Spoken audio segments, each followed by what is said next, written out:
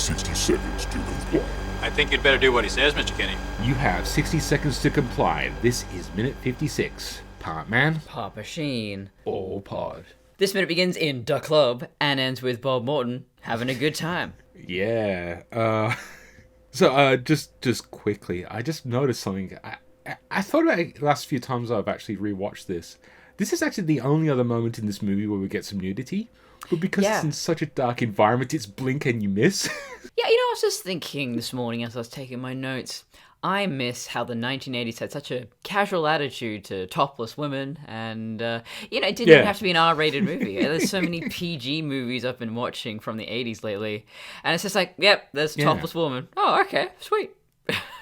Yeah, it's funny you mention that, because, the 80s was essentially the start, or at least the emergence of a particular, the sex comedy of the 80s, Meatballs, Porky's, and stuff like that. And, yeah, those movies weren't necessarily offensive, right? But it's weird that nowadays they're kind of tame, and, the nudity is very casual. Even in... Well, the only R-rated movie that's popping into my mind right now is, Deadpool. There's violence in it, but nudity, not really. No nudity, no. There's a lot of suggested stuff. Happy International Women's Day. There is a little bit of nudity in the first Deadpool movie, but it is a charred wiener, so... Yeah, true. Well, and going back to the 80s, it is equal opportunity to a degree. You got men in short shorts and crop tops. Both men and women are being fetishized in a way that cinema never really did before. It's fascinating. Well, there was always, underground cinema in regards to, not that porn has been a thing for a long time, but even, there was always, cult cinemas and stuff like that. That was very sexualized thing. There's, B-grade movies, all that type of stuff still exists. Caligula. But yeah, you always got those kind of exploitation category going on in cinema, but it's weird that you got this, this kind of wave of comedy in the 80s where, it's the sex comedy, and even I think even Police Academy, which is very much like a PG movie for the most part. They're not afraid to sometimes, get a little bit risque. Even I don't recall there being that much nudity, but National Lampoon, I think. Is that the movie I'm thinking of? Yeah. The Animal House has a very classic nude scene with John Belushi on the ladder. And do you know the gag on that? I don't remember, no. So John Belushi's up a ladder. He's got his, he's basically to the classic peeking the girl getting changed. Yeah. So he's leaned up against the wall. He's got his hand on the top of the rails and he's gawking. And I can't remember the actor. That's been a long time since I even watched the movie. But he's got his hands on the ladder, clear view, and the girl gets her top off. Turns around and he's got a look. I can't remember if he's got an orgasmic look on his face. But then the ladder falls backwards. The implication that he's got such a stiffy that's pushed him away from the house. Yes. So it's one of those really things you don't really get until you really goes, oh, that's what they were doing. Yep. Yeah, I don't know. I kind of miss that. I am a feminist, but I still kind of think there was this very comfortable attitude that America, a very prudish culture, at the time had this very almost European attitude towards the body and nudity and all of that. And bring it back, I say. Well, that's why it's interesting. We've got this European director in RoboCop who is not afraid to kind of throw these kind of things in there to a certain degree. And again, in RoboCop, nothing is sexualized in that way. It's just very matter of fact. And if this had been maybe an American one, American director, it might have been more close up. Yeah, hey, check this out. Oh, check out that. We do get a close-up in this minute. Definitely will come to that. No pun intended. But, there's some great costumes in that crowd. There's some great looks going on here. I really want to go back to the 1980s. I really do. It is kind of funny because, a movie that's essentially supposed to be set in the future with this very 80s aesthetic. The thing that came across to me today, and they're going... as I was rewatching this, going, he is kind of cyberpunk, and he's mixing with these punks. and he doesn't seem out of place. It is very much a cyberpunk scene right here. I mean, RoboCop is a cyberpunk movie, but this scene definitely pushes it up to 11.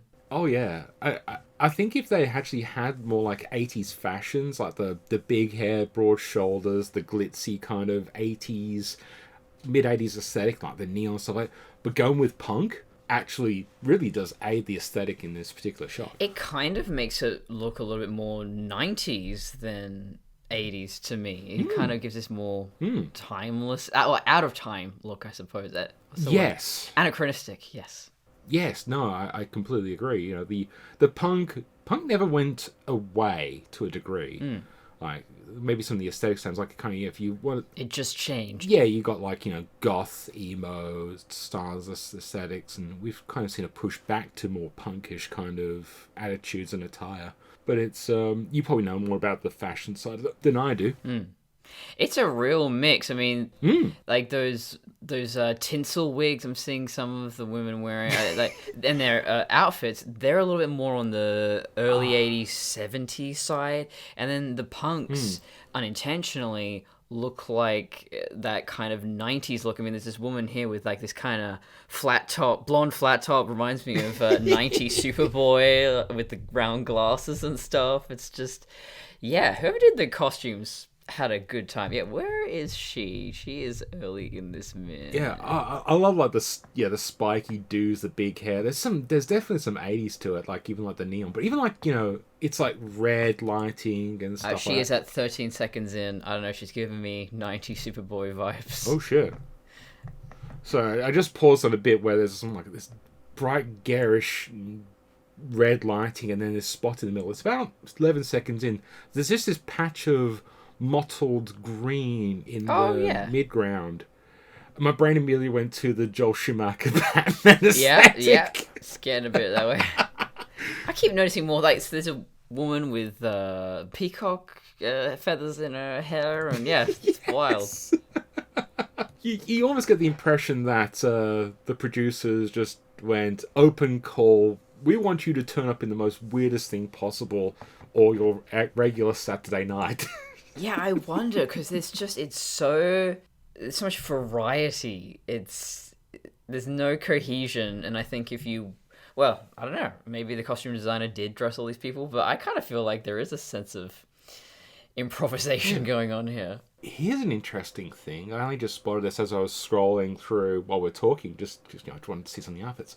So as we come up to Leon, there's a woman in white standing next to him. That white kind of fake wig, white dress, got a very much like an Amber Frost vibe to her. Yeah. I think that might have been deliberate because Leon is wearing black and grey and he's very much blending into the background here. So I think as a visual element, our eyes are immediately now drawn to the center of the frame.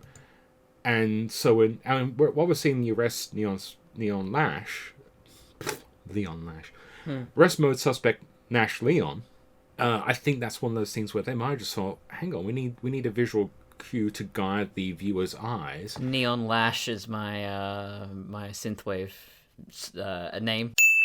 God, I'll keep all this errors in just so we can have a really dumb ding. Yeah. That is actually a really cool name. It's actually really good. And it references a cyberpunk movie, so it's like, com-trues, like it fits in. .com/cruise. Trues. I'm assuming that was very much deliberate, but it's I do like the look on his face. It's just like, what the fuck is this guy doing? Yeah, and then the gun is thrown out of his hands and it goes flying. This guy catches it and he keeps dancing. Everyone here does not give a shit. They're just like, yeah, whatever. Okay, keep going. I've got that as a note. The guy just catches it. It's like, yeah! Yeah, gun. They're going to point it at the person in front of me. Oh, it's so good. Oh, he's got bad trigger discipline, though. Yep. Immediately catches it, put the finger on the trigger. Which, of course, then leads to the infamous bit of this scene where Leon tries to avoid arrest and bang. Kicks RoboCop in the RoboCock, and I don't know what he expected would happen. No, because you think Metal Guy, well, does he have anything to kick? But, yeah. I mean, we know he's got nothing down there, but even if you just assume this guy is wearing a costume, armor of some description, yeah, it's armor, dude. It's like, yeah, you know, a jockstrap or any kind of crotch armor that you could think of. Well, that's it. Even if it was like hard rubber, you know, it's still very solid if you look at it. Yeah. But this, of course, leads to one of the infamous shots in this particular scene, and it's the director's cameo. Yeah. Do you know about this? I didn't know it was in this minute. Yes. No, I've been waiting for this. So the immediate shot after Leon kicks Robocop. Leon kicks Robocop in the crotch. The close-up of the guy kind of just going mental in front of the camera, that's Paul. Oh, there that's he the director, is. You'd Paul have Verhoeven. no idea. Oh, that's it. No one really knew until like the commentaries and stuff came out, and like it's like, you know, I'll just jump ahead to the commentary quite quick as Paul actually explains this. So basically, what Paul was doing while the camera was running, it was actually the camera wasn't on him. He was trying to motivate the crowd in, quote, a frenetic way. Yeah. So he was just trying to get the crowd to move and stuff like that. So he's just like going crazy. And I'm not sure how... I believe this was intentional on the cameraman's part. Yosh Vakana? I haven't got that written down right. He just basically, you know, called this B-roll. Then he moved across and shot Paul at the tail end of it. And apparently the editor, Frank Urosti, decided to actually add that into the film. So many European names, my god. Yeah, I know. Paul himself said, I quote, "I tried everything to get it out, but of course perhaps not everything." I seem to love, I do love that synthwave, cyberpunk aesthetic. I love the look of a nightclub, but I hate clubbing. I am in bed by 10:30. I hate going out at night. I don't drink, so I don't know. I know exactly what you mean. Yeah, I know exactly what you mean. I can't stand clubbing, but I like looking at the aesthetic of it. Yeah, I mean, if they could open at like 6:30 and then I could be at home by about 9:30, great. Brilliant. But they don't get going until about 9:30, really. Most people don't even rock up until then. No, I wouldn't mind being out late going to a nightclub if it was just like, you know, silent. There are those silent clubs, like you just listen through headphones. They're just not the same, really. But also the fact of, like, you know, the problem, of course, also is that it's full of drunken idiots. So, and also they make it so loud. It's not just loud. It is so loud that you can't even hear the music anymore. It's like this continuous roar of noise. There's just no variance. Yes, we're both very old. We don't like this shit. Yeah. Well, it's that thing as well, you know, you've got a loud place, so of course people shout to be heard over the loudness, so of course they then have to turn the music up to be louder than... It's a sonic arms race. That's a great way to describe it. Shit, that would also be a good episode title. Fuck. I know. I might have to cut the other one out. I might have to cut the other gag out just to get the sonic arms race. No! We keep it all in. Leave nothing on the cutting room floor. Keep it all in, coward! I do call everyone a coward, even myself, over the most stupid things. Like, do it, coward. It's not even about bravery. I think for me, it's a throwback in this podcast to good old Luke and trying to not edit anything out. Our favourite guest, Luke. Yeah. It's funny how this is like barely a minute long, this entire scene. And I do think it's one of the best. It's so iconic just for the... There's so much going on. Yeah. Oh, and there's the Future Club. What is that? The Tech Noir, I think? That kind of futuristic club in Terminator, the first Terminator. It just... Oh, God, yes. Which is referenced a lot. It's called. I think it's Tech Noir, because it's referenced a lot in a lot of synthwave music. And yeah, that seems to be one of the places where this aesthetic arose from. Obviously, Blade Runner is a big one. Maybe this scene? I don't know. Terminator seems to be more influential. I didn't actually look into the shooting location. I really should have done that because it's literally one of the... Well, this is the only time we're actually going to talk about it. So apparently the Tech Noir was a real club, according to a quick Google search. Oh, cool. It was a club located in Pico Boulevard in Los Angeles. So there was... That kind of cyberpunk aesthetic was just organically arising in real life outside of movies. According to the Terminator wiki, it was a club. So that was probably just one of those things that went, wow, this is... It could have only been the outside, but you never know. Oh, no, here you go. During production, the film crew had to turn away would-be customers who thought that the Tech Noir was a real club that just opened up. The club's name was, in fact... Oh, no, the club's name was, in the script was Stoker's. Ah. When did disco stop being used? Because I remember in the 90s, we were still calling things a disco. I think there's a difference in many ways between disco, the music, and disco as a abbreviation for discotheque, which is the dance club. Yes. I guess probably that's it. That by the time we stopped using discos and just started using nightclubs was probably the 90s. Are they any different? Is there a difference between the two, or is it just the name? Is it really? Is it? Me doing the Thor face. Speaking of nightclubs, Disneyland used to have these all ages nightclubs, and I've heard of that. yeah, Defunct Land did a whole episode about it, and that fascinates me. And also, that sounds like my kind of nightclub. And apparently, there was this old lady who would go there religiously. She's in like her 50s or 60s. Everyone knew her. Sounds like great fun. I love it when you get that kind of local legend, but it's not like, crazy Steve down the street who always yells abuse, but it's just that one of those eccentric people that just tend to inhabit a space and everyone loves them. That's me at every goddamn car show. I'm just like, that girl. It's that girl who dresses vaguely 60s/80s. She's always here.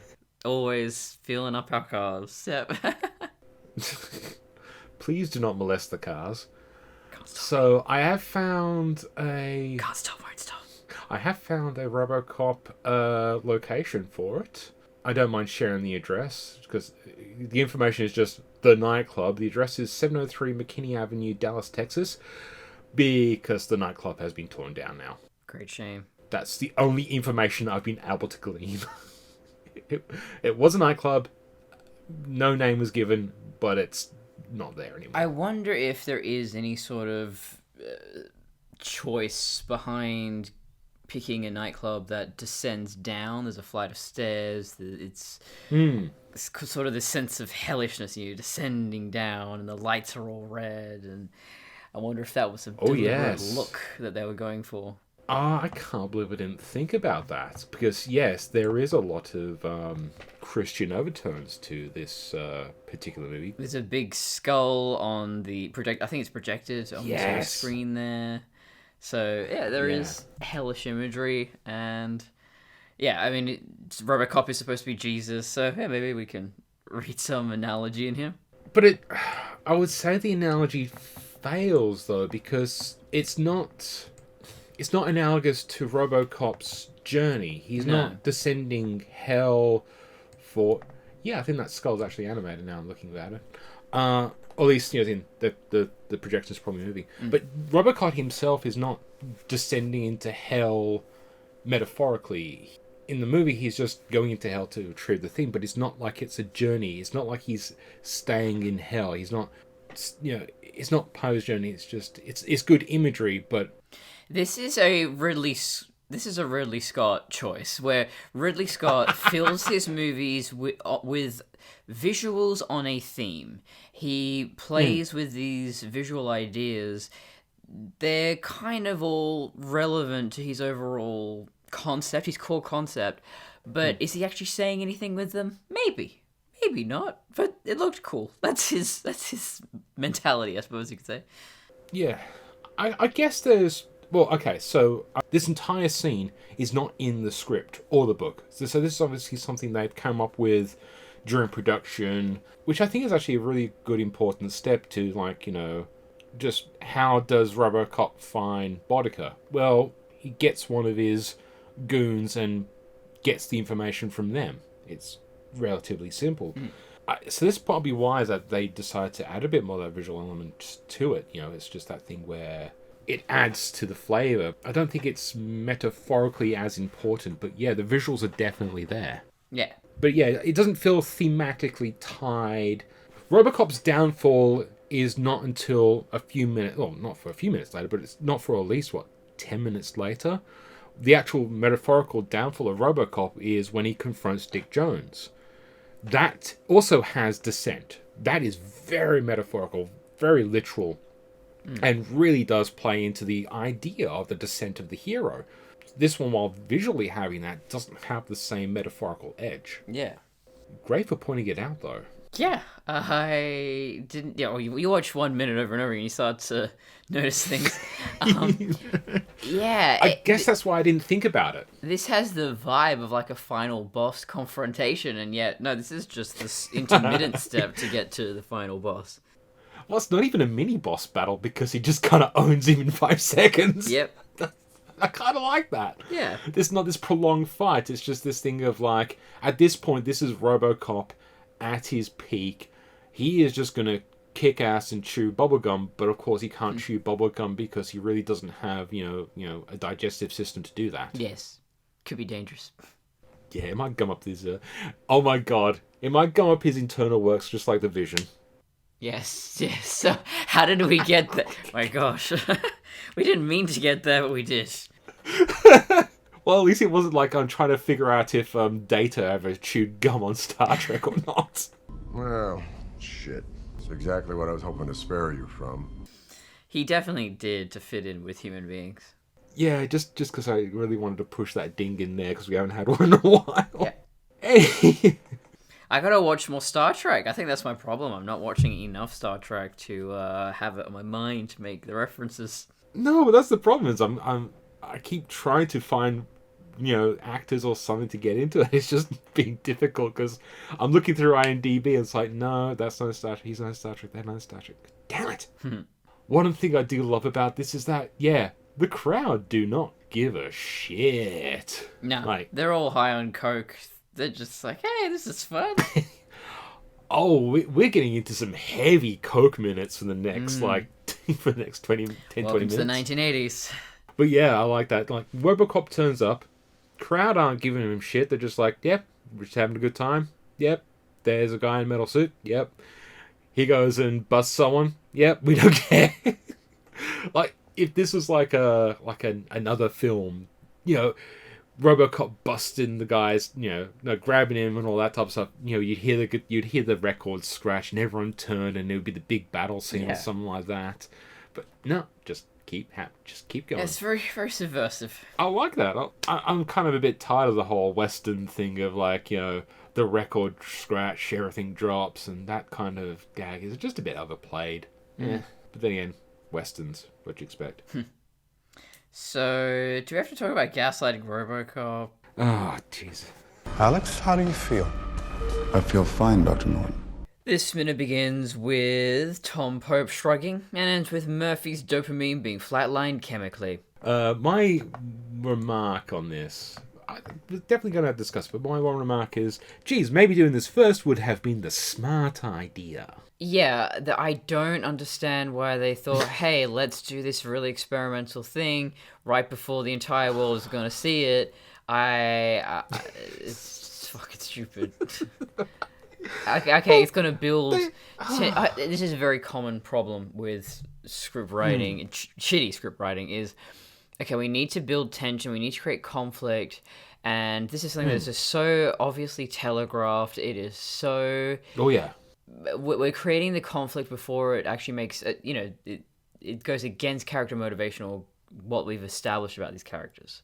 Yeah, it's not the characters leading the plot. It should always be. Yeah, it feels so forced, especially when, like, we had the scene I've brought up before where they're going about how emotions don't work with the technology. That's literally one of the main points they brought up earlier in this film.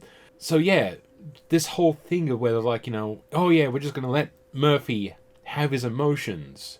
And then you do something so incredibly dumb with it.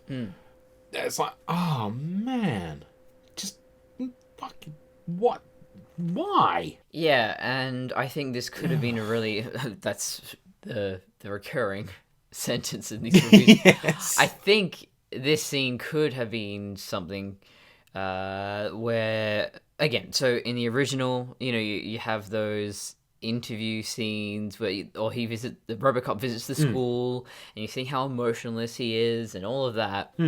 You flip that in this, and he's very human and charismatic, and we know he's kind of forcing the smile and all of that, and there could have been something much more interesting going on there, I think. Well, they even make a point of, like, when the visor's down, you know, the AI takes over, and Murphy is kind of shunted into the background. So why aren't they doing that? Also, when they're uploading all the memories, the data, Murphy looks like an absolute fucking moron. Just, eyes rolling to the back of his head. It's like, how can we convey that Murphy is going through an emotion? Just shake your head. Just like scrunch up your face a bit. Yeah, roll your eyes. Doesn't make you look like an idiot at all. The one props I will give to this in a certain degree is I think at least Gary Oldman's trying to push. At least he pulls off the heel turn to a certain degree. Like, it's not like he's turned comic book villain in 5 seconds. It feels very much more like a shit, I've got to kind of fix this because I know my house is on the line. But he doesn't seem to roll away from that quite effectively from what I remember of the rest of the movie. It's more that thing of once he's done the heel turn, they try and play him off as sympathetic, but you're kind of just there going, no, he's kind of an asshole. Although, again, could have been interesting if you kept him as a very morally ambiguous character where, he is backed into a corner here. He seems like a very good doctor, a man of integrity. He didn't want to get involved with this in the first place. He didn't think it was ethical. And you see how money and power can corrupt anybody, and forcing this good man to do something he doesn't approve of, turning on Murphy, who, you know, they seem to have some kind of alliance. There's so much here that they're just not doing. You could have done with it, You're laying it down, and then you're walking away from it. So, hey, isn't this cool anyway? Moving on. It's just a heel turn with no, like, maybe it could have been one of those things where he's on the phone to sellers, like going, oh, look, we need to abort. Even just something like that. We need to abort. He's not coping. And then sellers is like going, you got to be kidding me? We've got the press conference out front. There's a crowd of people out there. We need to get this done. Oh, this is going to cost me millions of dollars. Something like that. Have an external motive. No, it just kind of just goes, oh, yeah, I'm a bad guy now. Yeah. I mean, Gary Oldman sells it because it's Gary Oldman, but it still feels He's definitely giving flat. it 100%. He's the best. One of the best things in this movie, I will say. And even the first time I watched the movie, I went, oh, his character is quite intriguing. It's a shame they didn't really do much with him. Do anything with it.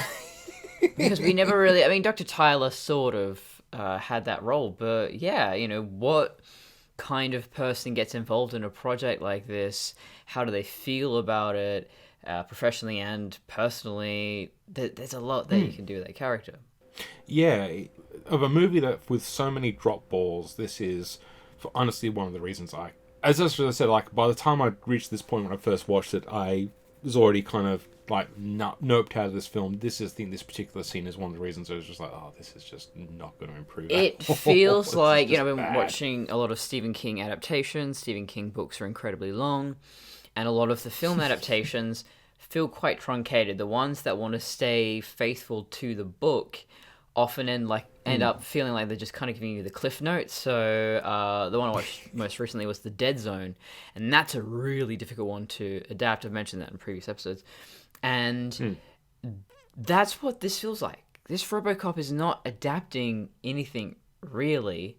Or, you know, the original RoboCop isn't that much of a long, complicated story. It fits neatly into 90 minutes or so. And yet, it feels like it is just rushing through something. It seems like it's really just in a rush to get to the end, yet it's half an hour longer than the original. There's a lot of... The more you dig into it, you just go, there's so many structural issues, pacing issues, editing issues. Wow, profoundly flawed. Yeah. How can you have a movie where nothing... How can you have a movie where nothing happens and it takes a long time to get there? Jerry Seinfeld isn't involved. It's a movie that feels half rushed because it's trying to get somewhere quickly and it's taken a long way to get there. Damn it. it feels like this should be one of the strongest scenes in this entire movie. It is literally revolving around the central core idea. Yeah, he is realizing, holy shit, you guys did this to me, and I've got to get revenge, and yeah, okay. Yeah, why? It's not played for that. Yeah, that could have actually been another angle. Why not have Murphy freak out, and that's the reason another reason why they have to stop him is like this overloading information. Maybe he starts to pop his restraints, or do the Frankenstein bit. I don't care. At least be visually more interesting, and have Murphy rebel. Have Murphy go, "What are you doing to me? What the fuck are you doing to me?" Yes, that should have been what happened in this scene. Have a big conflict. What? No, instead it's like, oh no, we just have to upload all this data into your brain for some reason. No, it should have been that scene in the original RoboCop where he confronts Dick Jones. He realizes, oh my god, you're the guy who did this to me. Fuck you. And yeah, that should have been the scene. But that scene literally happens at the end of the fucking film. And again, that could have been interesting where, okay, what if Dick Jones actually did maintain control over RoboCop for the rest of the movie? Yeah, that would be interesting. Yeah, it's one of those things where they've taken so long to get to a point in this movie where, in the original movie, they did it in like half an hour. Like, this is the moment, literally an hour into this movie, and you've stripped all the humanity out of RoboCop. You've stripped all the humanity out of Murphy and turned him into RoboCop. Literally, this is the point. Yeah, he's only just really getting to be RoboCop, whereas in the original, I mean, he's been doing RoboCopping for like half an hour, 45 minutes now. An hour? Yes! It's like, what was in that last hour we watched that needed to be there to get to this point? Oh, yeah, there's probably all the emotional padding with the family, but did it really need that?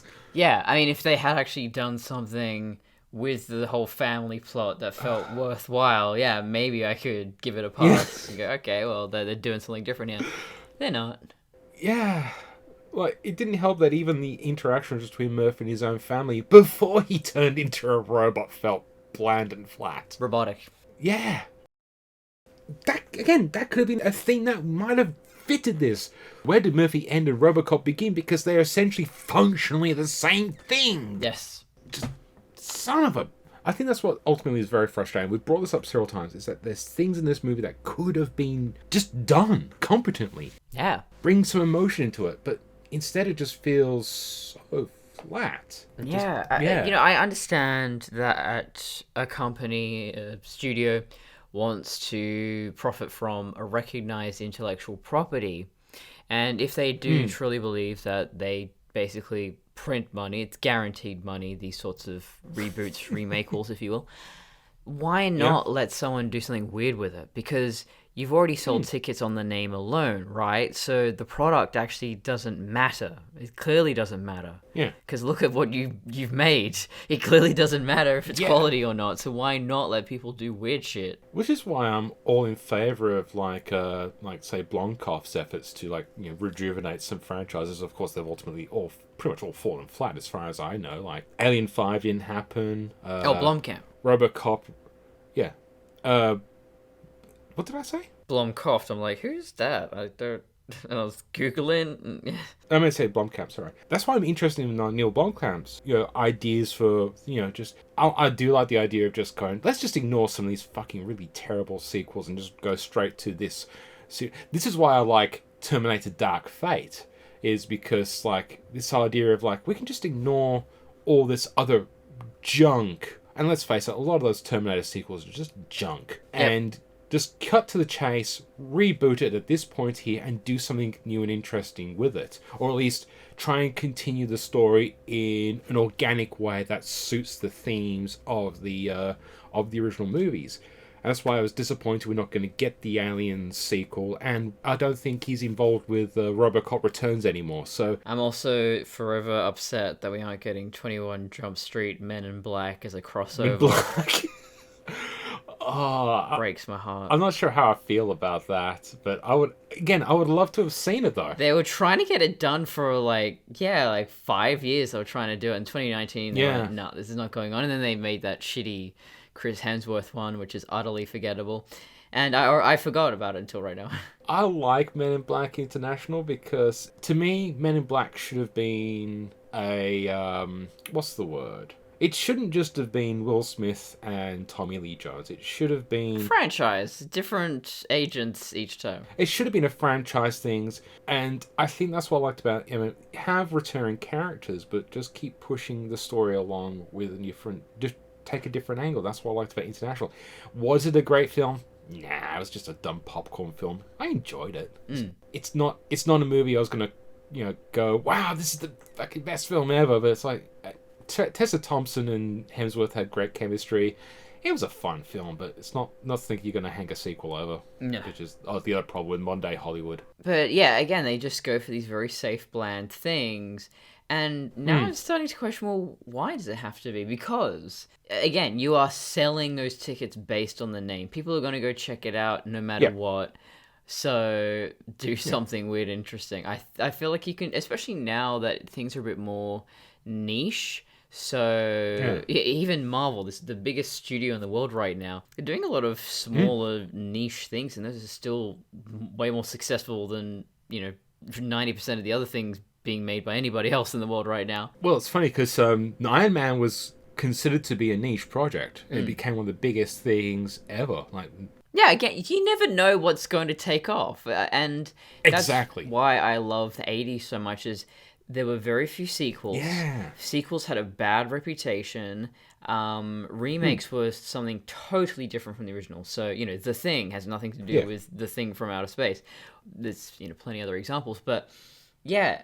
The ones that immediately come to mind is like Two Men and a Baby, which was a remake of a French film.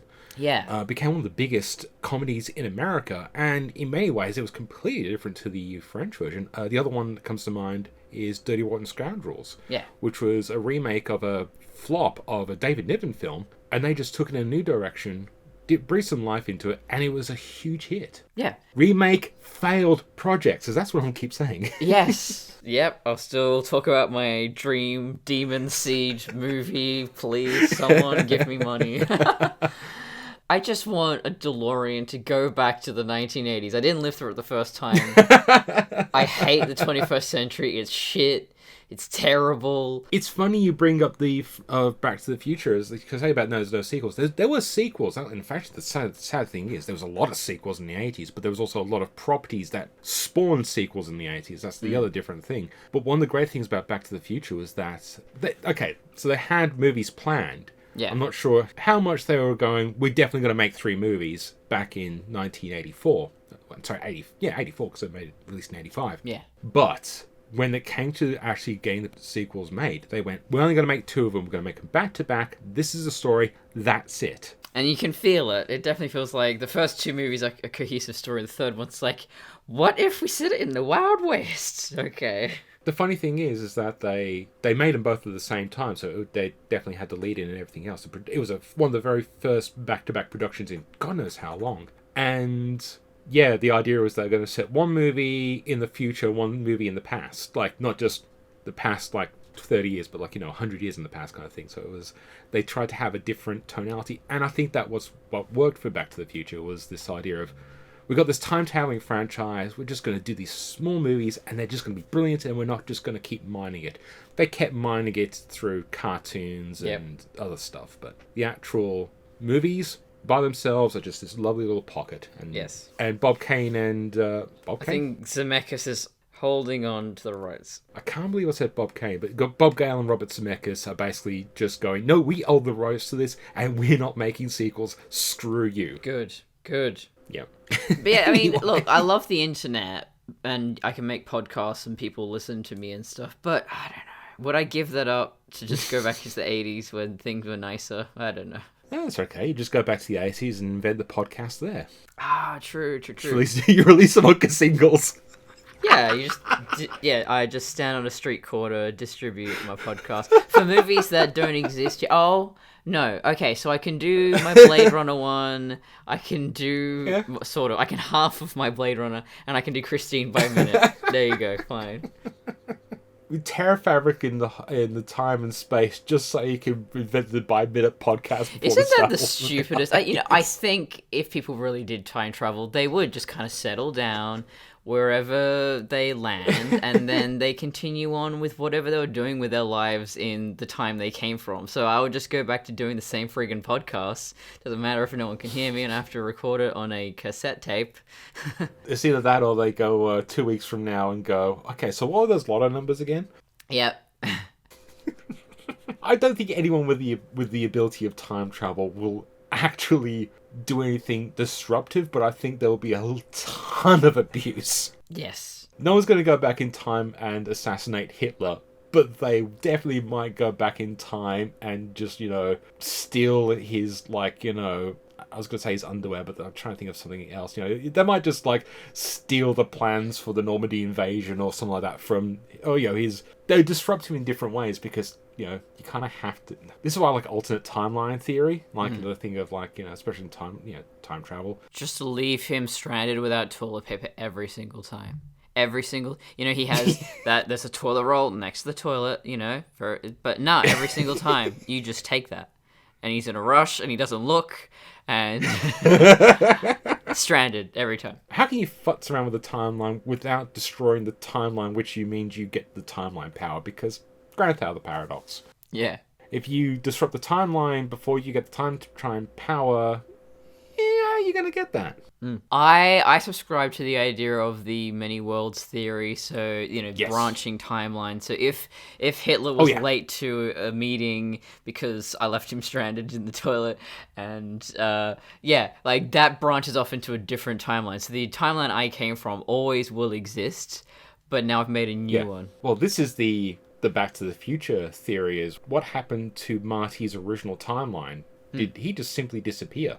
And that's an issue with time travel. Can you ever go back to your original timeline? Yeah, there's always a safe point. I think there is. Yep. Well, I was trying to think. Remember what Pratchett said? I think it's going down the different trouser leg of time. Yes. Of the timeline. I think in Rick and Morty, it is just multiple timelines, multiple universes and stuff, so you can really go nuts with all the possibilities. And there's the whole Legion of Rick and all that other bullshit. Yes. Rick's across the multiverse. Oh, in one of the episodes, God, we're Cherry Daycare! No. Yeah, we're going way off track. I'm telling Rick and Morty stories. It doesn't matter. Our brains are trying to rebel against talking any more about this goddamn film. Yeah, I guess our point was that, I don't think audiences are that opposed to new, weird ideas. I mean, look at how successful Shape of Water was. That... It's a love story between a woman and a fish man. They definitely have sex, and people were into it. It's that in itself is essentially a remake of Creature from the Black Lagoon. Yes, but a totally different direction. Yeah, it's just taking this idea of this classic story and taking it in a new way. It's the fan fiction I would have written. I bless Guillermo del Toro, because that is the fan fiction I would have written if I was more into the Creature of the Black Lagoon fan, which I am already, a pretty big fan. But I'm glad you said his name before me, because I can't pronounce it to save my life. But I was gonna say, what's Pacific Rim if just not a remake of the kaiju film mixed with giant robots animes? yeah, basically. You can do the same thing. You can take old ideas and put them in a new direction, as long as you've got something to say with it, or at least, want to approach it from a new direction. I'm not averse to a new RoboCop, but to a certain degree, I've got to know that you're going to do something with it. Yeah. And this doesn't. You can see from the original trailers that this was just going to be bad. And I don't know how you take this and Total Recall, these really out there, beloved films, and then you just turn them into the most bland, generic shit. And how do people go to work every day for months on end, years, to produce this film, and they don't just blow their brains out because it's so fucking dull? You need to cut to that, was it the Flintstones, where it's just the bird going, "It's a living!" Yeah. Yeah, basically. It sounds really bad when I say it out loud, but it's kind of true. Most film crews don't particularly give a shit. It's just work. Yeah, true. They're just hired for the most part, but then they might get behind a movie maker who's like really passionate and they bring the energy to it. Maybe they do read the script and go, wow, like the actors are probably more invested than the film crew, but even some actors are just like, yeah, I'm just getting paid. Yeah, it's fascinating when those actors go to conventions and stuff, and you can tell they're just like, I don't know, it's a job I did 30 years ago. Why are you guys thinking so hard about it? I don't... Okay. Yeah. Like, you'll get someone like, say, Adam Savage, who will, like, talk about the projects he's done, and you can see, you can hear him when he's talking, where he's just, oh, yeah, doing this cool stuff and making all this stuff. But a lot of actors, it's just a job. Especially actors. It's just like, I've done, like, so many films, and you're asking me to think about this one movie I did back in the 80s? Yeah.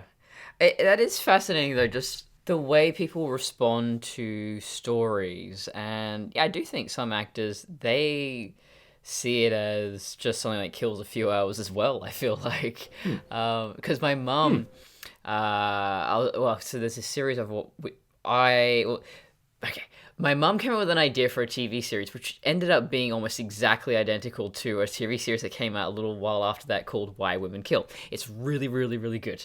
It's amazing. Just check it out. Okay. It doesn't get enough attention or credit, maybe because it is just a female-led show. I don't know. I'm calling sexism here. But, so she watched it. She loved it. And I was really slow. I was really slow to get through it. I watched maybe the first couple of episodes and then just forgot. And, finally finished it this year. It was just a couple of weeks ago, and I was talking to Mum about it. And she went, oh, yeah, I loved it a lot. So I started talking to her about particulars. She went, oh, yeah, I don't remember anything about the show. What?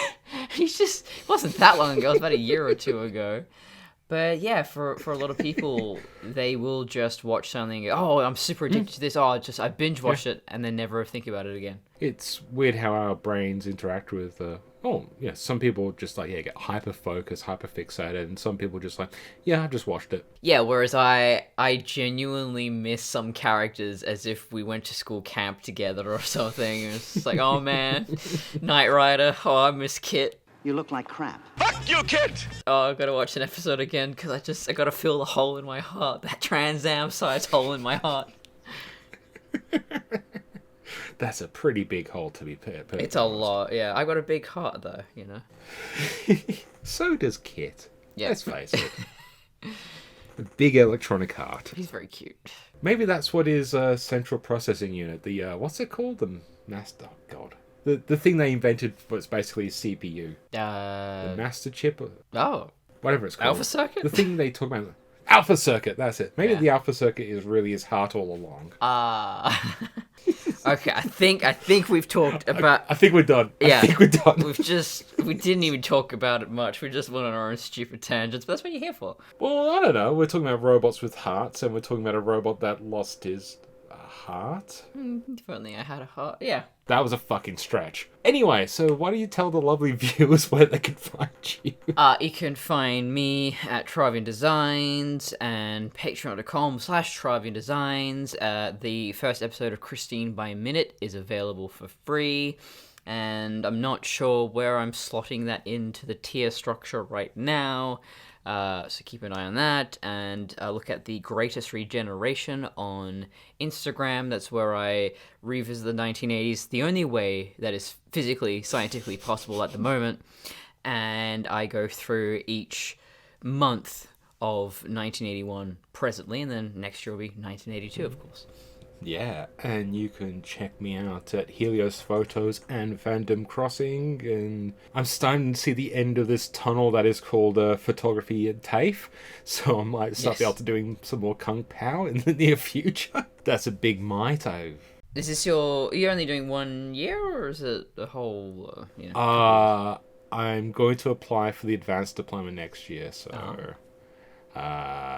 which might be even more insane, but, I'll try and record at least some of Kung Pao in the meantime. But more importantly than that, you can check us out on Simplecast, Spotify, Apple, Google's, YouTube's. Do the like, share, subscribe, dance routine. Not that you do, but please do. Please rate and review us. All the other bullshit that the algorithm demands of us as it sucks our soul dry and lowers our dopamine levels. Ah, shit, that's next minute. Fuck. I'll try and remember that for next minute. And until next time. Are you tired of life kicking you in the dick? Then the Robocock might be just for you. Titanium reinforced steel. The only one getting hurt here is the other guy. I'm literally biting my hand here. Ow. That's good. Oh shit, I've got to think of something now. Fuck, I don't know how I'm going to top that.